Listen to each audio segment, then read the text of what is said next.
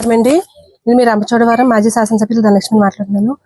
ఈరోజు కూటమి ప్రభుత్వం ఏర్పడిన సంవత్సర కాలంలో రాష్ట్రంలో కూటమి ప్రభుత్వం చేస్తున్నటువంటి అరాచకాలు కానివ్వండి, స్థానికంగా ఉండేటటువంటి ఎమ్మెల్యే శిరీష చేస్తున్నటువంటి అక్రమాలు, అవినీతి కానివ్వండి, సంవత్సర కాలంగా మీడియా ద్వారా ఎప్పటికప్పుడు మేము ప్రజలకు చెప్తూనే ఉన్నాము. గతంలో కూడా మీడియా సమావేశాల్లో వాళ్ళు ఏ రకంగా అయితే గిరిజన నిరుద్యోగులకి ఉద్యోగాలు ఇప్పిస్తామని చెప్పేసి లక్షల్లో కోట్లలో వాళ్ళ దగ్గర నుంచి డబ్బులు వసూలు చేసేసి వాళ్ళందరినీ మోసం చేశారనేది మీడియా ద్వారా మేము ప్రతి ఒక్కరు కూడా చూపించడం జరిగింది. అది వాస్తవమే అని చెప్పేసి వాళ్ళు కూడా తర్వాత ఒప్పుకున్నారు. ఆ రోజు అధికారంలో లేని రోజుల్లోనే అంత కరప్షన్ చేసిన వీళ్ళు ఈ రోజు అధికారం చేతికొచ్చిన తర్వాత వీళ్ళ అన్యాయాలకి, అవినీతికి అడ్డుకట్ట లేకుండా పోతుంది. రీసెంట్ గా జరిగినటువంటి ఏదైతే అగ్రికల్చర్ డిపార్ట్మెంట్ లో ట్రాన్స్ఫర్స్ ఉన్నాయో, మన స్థానిక గిరిజనులు అయినటువంటి ఒక అగ్రికల్చర్ ఆఫీసర్ ట్రాన్స్ఫర్స్ కోసం వాళ్ళ దగ్గరికి వెళ్తే వాళ్ళు అతనికి ట్రాన్స్ఫర్ చేయడానికి లంచం అడిగినటువంటి పరిస్థితులు జరిగినాయి. దాంతో అతను వెళ్ళి స్థానికంగా ఉండేటటువంటి ఒక ఐఏఎస్ ఆఫీసర్ కి ఆయన కంప్లైంట్ ఇచ్చారు. కంప్లైంట్ అయితే వెంటనే ఐఏఎస్ ఆఫీసర్ వాళ్ళ మీద ఎంక్వైరీ కోసం చేస్తానే ఉన్నారు. ఈలోగా ఈ విషయం తెలిసి ఆ గిరిజన ఉద్యోగి ఎవరైతే ఉన్నారో ఆ అగ్రికల్చర్ ఆఫీసర్ అతన్ని తీసుకెళ్లి స్టేషన్ లో కూర్చోబెట్టించేశారు. ఏ చట్టంలో ఉందండి? బాధితుడైనటువంటి ఒక నిరుద్యోగిని ఎఫ్ఐఆర్ లేకుండా, ఎవరో కేసు పెట్టకుండా, ఎఫ్ఐఆర్ లేకుండా తీసుకెళ్లి స్టేషన్ లో కూర్చోబెట్టమని ఆ విషయం తెలిసి కేసు నా దగ్గర ఉండగా మీరే ఎత్తుని తీసుకెళ్లి కూర్చోబెడతారు బాధితుని అని చెప్పేసి సీరియస్ అయితే అప్పుడు అతను బయటకు పంపించారు. అంటే వీళ్ళు చేస్తున్నటువంటి అక్రమాలు ఏ రకంగా ఉన్నాయి, సాటి గిరిజనులు అన్నటువంటి సానుభూతి కూడా లేకుండా వాళ్ళ ధనదాహానికి గిరిజనులు ఏ రకంగా ఇబ్బంది పెడుతున్నారో మరొకసారి తేటతెల్లమైంది. గతంలో ఉద్యోగాల పేరుతో మోసం చేయడం, ఇప్పుడు అధికారం చేతులకు వచ్చేసరికి ఉద్యోగాల పేరుతో ఇంకెంత దారుణాలు చేస్తా ఉన్నారు, ఇంకెంత అవినీతికి పాల్పడుతున్నారో మనం చూడొచ్చు. ఈ విషయం చెప్పడం కాదు, ఈ రోజు మనం చూసుకుంటే స్టేట్ లో కూటమి ప్రభుత్వం అధికారంలో వచ్చిన తర్వాత 164 మంది ఎమ్మెల్యేల్లో స్టేట్ లో కరప్షన్ లో 4 ఫస్ట్ ఉంటే ఆ 4 ఈవిడ ఒకటి ఉంది. ఈ విషయం నేను చెప్పడం కాదు, బయట బహాటంగా చెప్తా ఉన్నారు. వాళ్ళ గజెట్ పేపర్ ఈనాడు పేపర్ లో వచ్చింది. అలాగే కొన్ని మీడియా ఛానల్స్ లో కూడా చూపించారు. కూటమిలో 4 హై కరప్టెడ్ ఎమ్మెల్యేల్లో శిరీషదే ఒకటని చెప్పేసి. ఈరోజు రంపచోడవరం చరిత్రలో గతంలో ఏ ఎమ్మెల్యే కూడా చూపించలేనటువంటి అవినీతిని ఈరోజు రాష్ట్ర స్థాయిలో రంపచోడవరం నియోజకవర్గాన్ని ఒక అవినీతి ఎమ్మెల్యే పరిపాలనలో ఉందని చెప్పేసి చూపించిన గొప్ప ఘనత ఈ శిరీష హయాంలోనే దక్కిందని చెప్పేసి నేను మీడియా ద్వారా మళ్ళీ ఒకసారి నేను ప్రజలకు తెలియజేస్తా ఉన్నాను.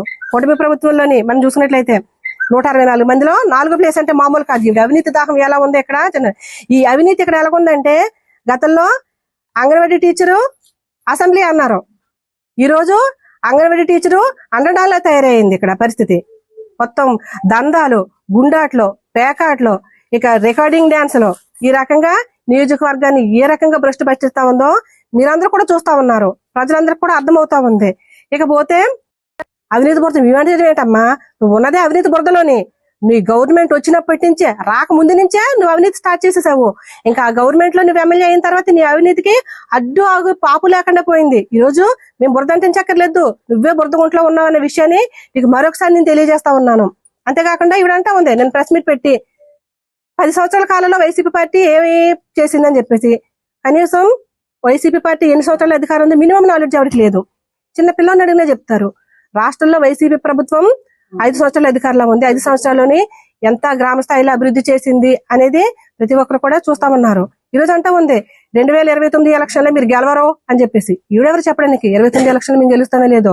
2014లో మీరు అధికారులకు వచ్చి, టీడీపీ ప్రభుత్వం అధికారులకు వచ్చి 2019 వరకు కూడా ఇచ్చినటువంటి ఒక్క హామీ కూడా నెరవేర్చకుండా, నిరుద్యోగ భృతి లేకుండా, డ్వాక్రా రుణ మాఫీ లేకుండా ఎంతో దారుణమైన పరిపాలన చేసినా మీ గవర్నమెంటే 24లో ఎలక్షన్లకు వచ్చింది. ఈ రోజు మా ప్రభుత్వం అధికారంలో ఉన్నప్పుడు ఎన్నో అభివృద్ధి కార్యక్రమాలు చేశాము, ఎంతో మందిని ఆదుకున్నాము, గ్రామ స్థాయిలోకి పరిపాలన తీసుకెళ్లాము. మా ప్రభుత్వం అధికారంలో అది మీరెలా చెప్తారు అంటే ఈవీఎంల ద్వారా మేము గెలుస్తున్నాము, ఈవీఎంలు మీకు ఎప్పటికీ మాతోనే ఉంటాయి, ఎప్పటికీ మేమని మీరు ఫిక్స్ అయిపోతున్నారా? అంతా మీరు ఆలోచించడం అసలు. ఎందుకంటే ప్రజా నిర్ణయాలు మీరు ఒక్కసారి 2 సార్లు మోసం చేయగలరు. ఖచ్చితంగా ఈ పరిస్థితులు వ్యక్తిస్తే ప్రజల తిరుగుబాటు ఎలా ఉంటుంది మీరు ఖచ్చితంగా 29 ఎలక్షన్లు చూసి అప్పుడు మాట్లాడమని చెప్పేసి నేను ద్వారా నేను శిరీషకు చెప్తా ఉన్నాను. అంతేకాకుండా కూటమి అన్న అన్ని హామీలు నెరవేర్చేసిందంటండి. ఎన్ని హామీలు నెరవేర్చిందో ఇక్కడ కూర్చున్నా మీకు తెలియదండి, రాష్ట్రంలో ప్రజలకు తెలియదండి, మాట్లాడి మాకు తెలీదా, ఆవిడకి తెలీదా? ఏమి నెరవేర్చేసింది, ఎన్ని హామీలు ఇచ్చింది? సూపర్ 6 అని చెప్పేసి ఫ్రీ బస్ అన్నారు, లేకపోతే దీపం పథకం అన్నారు, అన్నదాత సుఖీభావ్ అన్నారు. ప్రతి ఇంట్లో ఎంతమంది పిల్లలు ఉంటే అంతమందికి నీకు 15, నీకు 15, నీకు 15, నీకు 18 అన్నారు కదా. మరి ఎంతమందికి ఎన్ని 15 వేసేసారు? నిరుద్యోగులకు 3000 భృతి ఎప్పుడు ఇచ్చేశారు? ఇవన్నీ కూడా 24 నుంచి అమలు చేస్తామని చెప్పేసి ఒక హామీ పత్రం కూడా ఇచ్చారు. మరి 24 అంటే మరి 25 వచ్చింది, 24 ఏ పథకాలు లేవు, 25 ఇంకా ఏ పథకాలు లేవు, సగం అయిపోయింది 25.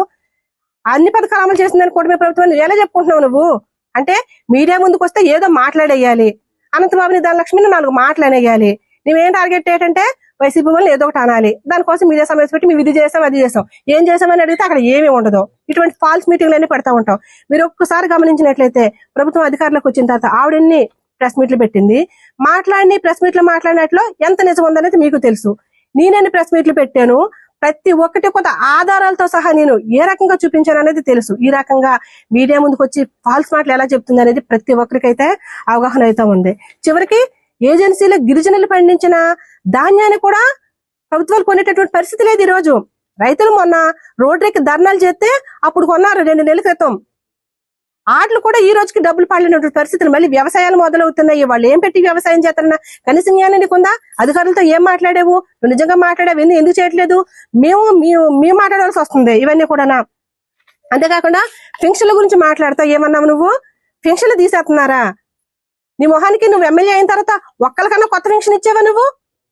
ప్రభుత్వానికి కొన్ని పరిధులు ఉంటాయి, కొన్ని వాటిని అనుసరించి పాలసీలు అనుసరించి అవి వెళ్తా ఉంటాయి.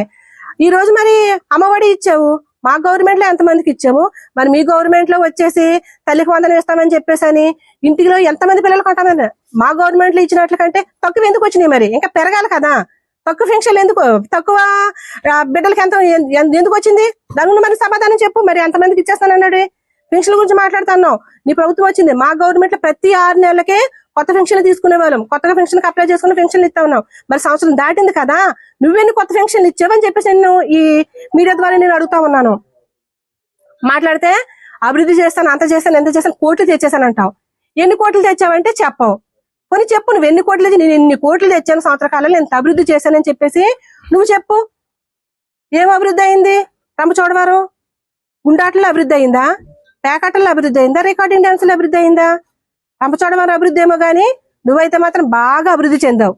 మొత్తం అవినీతికి అండర్డౌన్ లా తయారయ్యావన్నమాట. ఈ రకంగా శిరీష, నువ్వు